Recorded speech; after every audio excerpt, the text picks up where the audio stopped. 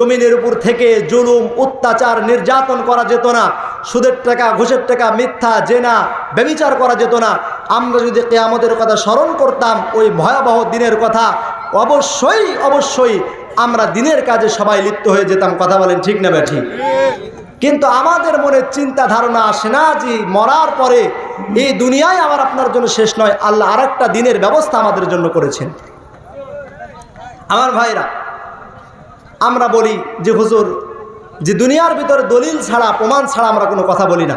তাহলে আপনিও দলিল দেন যে কিয়ামতের ময়দান কায়েম হবে, আমাদের বিচার কার্য কীভাবে হবে। আজকে আমরা ইনশাআল্লাহ কিছু কথা শুনবো পরকালীন দিবস সম্পর্কে, কিয়ামত সম্পর্কে আমরা কিছু কথা শুনবো ইনশাআল্লাহ। আমার ভাইরা, সামান্য এক্সাম্পল আপনাকে দিই। আজ থেকে 1450 বছর আগে আমাদের দেশে যেমন আজকে কাপড় খাসা ওয়াশিং মেশিন পাওয়া যায়,